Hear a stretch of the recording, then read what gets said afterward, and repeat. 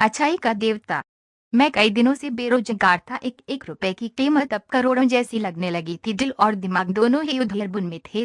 बस कहीं कोई नौकरी लग जाए, यही सोचकर दिन रात काट रहा था। आज एक इंटरव्यू था, लेकिन दूसरे शहर जाने के लिए जेब में सिर्फ 10 रुपए थे, जबकि जरूरत थी कम से कम 200 की।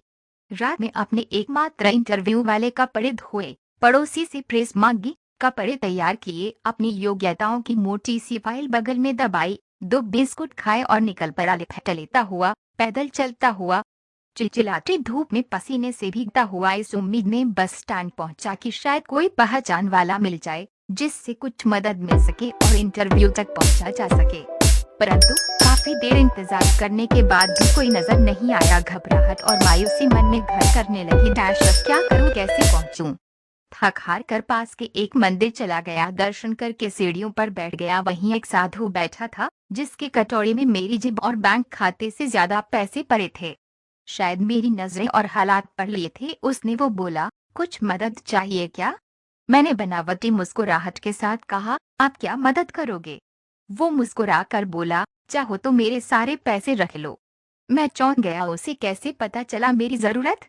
मैंने पूछा, क्यों? शायद आपको जरूरत है, उसने गंभीरता से उत्तर दिया। मैंने कहा, हाँ, जरूरत तो है, पर तुम्हारा क्या होगा, तुम तो दिन भर मांग कर कमाते हो।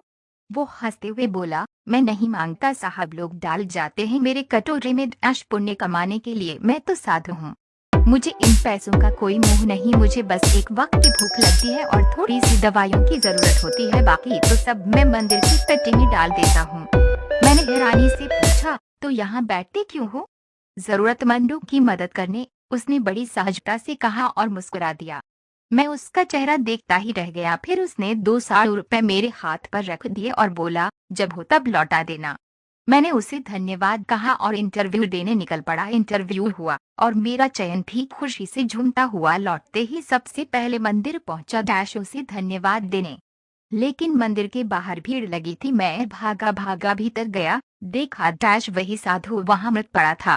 मैं स्तब्ध रह गया। मैंने लोगों से पूछा, क्या हुआ?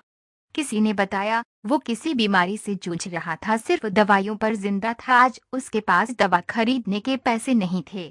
मैं निशब्द था। वो 200 रुपए जो उसने मुझे दिए थे, उन्हीं से उसकी जिंदगी की सांस से जुड़ी थी। वो पैसे जो मेरे लिए जीवन की डोर बन गए, उसके लिए वही अंतिम आस थे।